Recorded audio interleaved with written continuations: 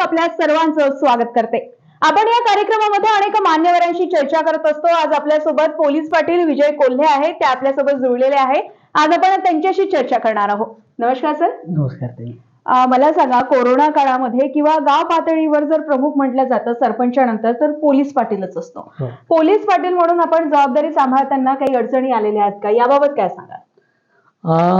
बघा ताई, अड़चनी ऐसा कोई काम नहीं दुनिया में कि वो काम करते वक्त इंसान को तकलीफ नहीं होती है, लेकिन उसमें से भी रास्ता निकालना वो बंदे का काम होता है। तर आम्हाला सुद्धा गाव पातळीवर काम करताना अडचणी येतात, म्हणजे पोलिसांच्या कार्यवाहीच्या संदर्भात अडचणी येतात। गाव पातळीवर समजा गावगुंड असतात किंवा दारू विक्रेते असतात, परंतु आपलं गाव आणि आपलं गाव, कारण आपण त्या गावामध्ये जन्माला आलं असल्याच्या कारणानं आपले प्रत्यक्ष संबंध असतात लोकांबरोबर, तर त्या संबंधाला पण तडा जाता कामा नये आणि आपण कायद्याची भूमिका देखील आपण वठवली पाहिजे। या दोनही व्ह्यूनी आपण आपल्या पदाला न्याय द्यायचा असतो आणि त्या पद्धतीनं आपण प्रत्येक कामाला न्याय देत असतो। कोरोना काळ म्हटलं तरी अक्षरशः म्हणजे अंगाला काटा येतो आणि त्या कोरोना काळामध्ये आपण उत्कृष्टपणे काम केलेलं आहे। कारण कोरोना काळ जर असेल किंवा गाव पातळीवर जर कोणी पाहुणा जरी आला तरी त्याची माहिती द्यावी लागत होती किंवा त्याला म्हणायचं की कोरोना टेस्ट करून या। हे करत असताना काही कठीण प्रसंग आलेला आहे का? हो, कठीण प्रसंग आला आणि तेव्हा मला मी तुम्हाला सांगू इच्छितो ताई, या तुमच्या मुलाखतीच्या अनुषंगानं, का जेव्हा केवळ गावात नाही, राज्यात नाही, देशात नाही, तर जगामध्ये महामारी आली होती ती, आणि 100 वर्षानं आलेली ती प्लेगच्या नंतर आलेली महामारी होती। तर या महामारीमध्ये तुम्हाला मी खरं सांगतो, जेव्हा कोविड-19 वर प्रतिबंधात्मक लस निर्माण व्हायची होती, तेव्हा उत्तर, दक्षिण, पूर्व, पश्चिम, आग्नेय, वायव्य, नैऋत्य, ईशान्य अशा 8 दिशांवरती, 8 दिशेला प्रत्येक दिशेवरती, म्हणजे समजा सेवाग्राम हॉस्पिटलला कोविशिल्डचा एक प्रयोग झाला होता। आणि मृणालीताईले समजा, उदाहरणार्थ मृणालीताईला लस देण्याच्या अगोदर ती लस प्रमाणित आहे किंवा नाही, म्हणजे ती लस टोचायची की नाही, तर तो असा उपक्रम तो सेवाग्रामला MGIMS मार्फत 200 लोकांवर प्रयोग झाला होता। त्या ट्रायल व्हॅक्सिन मध्ये सुद्धा मी सहभाग नोंदवला, कारण तेव्हा मला असं वाटलं का आपण आपल्या गावामध्ये लोकांना लपून ठेवत आहोत, क्वारंटाइन करत आहोत। क्वारंटाइन म्हणजे याने जेल के बराबर हो गया था वो माहौल, आणि 15 दिन एक रूम में रह जाना बोले तो कस्टडी हो गई उसको। आणि त्यावेळेस म्हणजे त्या लोकांची मानसिकता कशी असं, कारण आणि आपण सुद्धा कोणत्या वस्तूला हात नव्हतं लावत, बरोबर आहे, किंवा आपल्या घरातील लोकांचा सुद्धा आपल्याला हेवा वाटायला लागला होता की बा इसकी जान जाना चाहिए, मैं नहीं मरना चाहता हूं। अशा पद्धतीचा तो काळ होता, कठीण काळ होता, पण त्याच्यातून भारतानं यशस्वी मात केली। किंबहुना माझ्या गावात आपण आपल्या घरामध्ये त्या कोविड-19 वर मात केली। त्याच्यामध्ये आपण फुल नाही फुलाची पाकळी आपण त्या ट्रायल व्हॅक्सिनेशन प्रकल्पामध्ये ॲज अ पार्टिसिपंट म्हणून सहभाग घेतला, आणि त्याच्यामुळे आपल्या मम्मीला प्रमाणित लस भेटली, बायकोला मिळाली, पोरांना मिळाली, इव्हन पीडियाट्रिक एज ग्रुप मध्ये सुद्धा तिकडे ट्रायल झाला होता। तर अशा अडचणी आल्या लोकांना, कोविड म्हणजे क्वारंटाईन अवस्थेमध्ये लोकांना आपल्याला दळण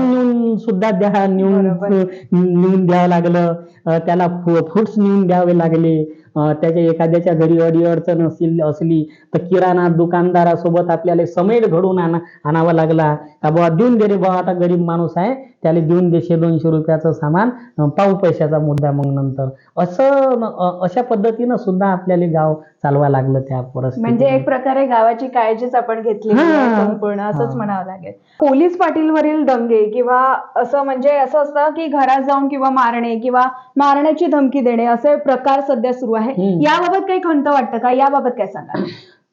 बघा, आता क्योंकि गुलाब के फूल को पता होता है कि मुझे कांटों से ही निखरना है करके, कांटों के सर पे खड़े ही रहना है। फिर भी वो अपनी अपनी अपना जो कीचड़ है, अपना जो दर्द है, जैसे वो क्यों बताएगा? क्योंकि उसकी टेंडेंसी है वो कि मुझे इसी हालात में और इसी मुसीबत में खिलना है और मशगूल रहना है.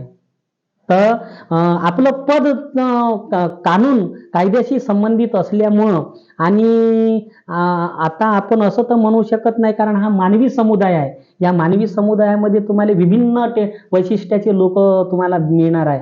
तर गाव पातळीवर आम्ही असं म्हणू नाही शकत का बा हे 100 लोक आहेत, हे 100 लोक संत प्रवृत्तीचे लोक आहेत बा.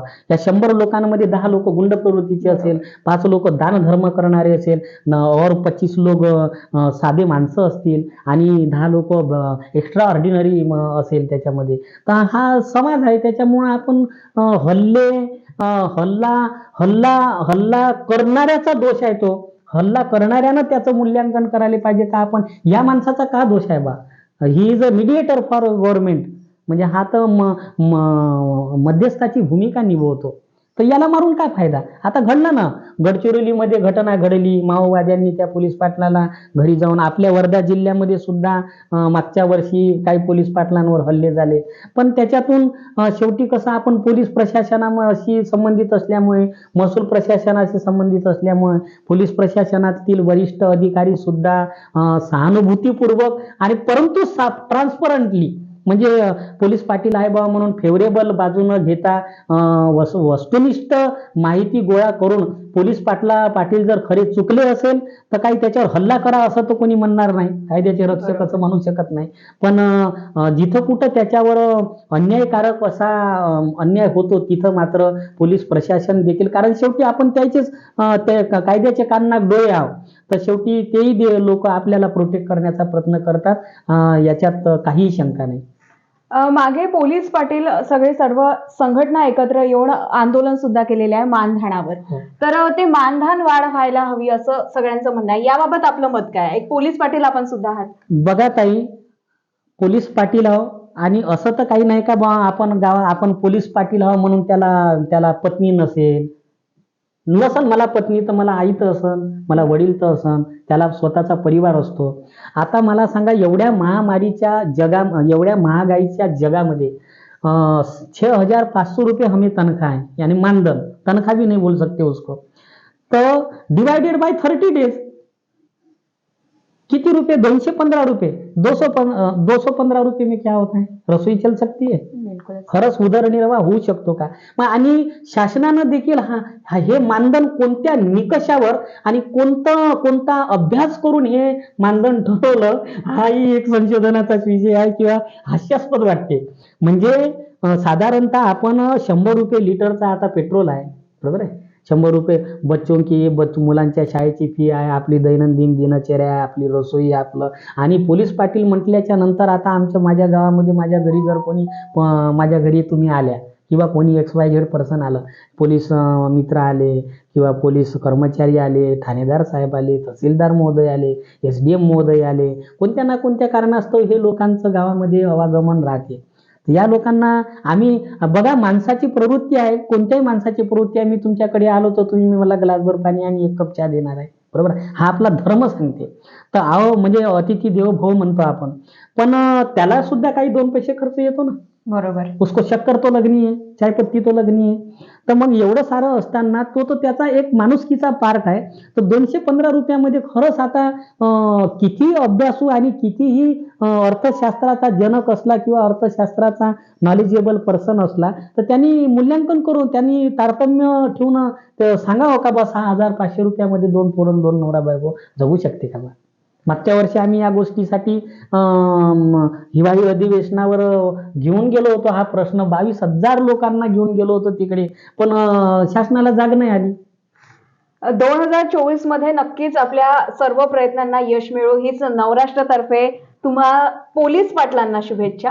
आणि आमच्यासोबत चर्चा केली त्यासाठी धन्यवाद. यानंतरही असेच कार्यक्रम बघण्यासाठी नवराष्ट्र नववार्ता बघत रहा. ऋणा ढोक, वर्धा.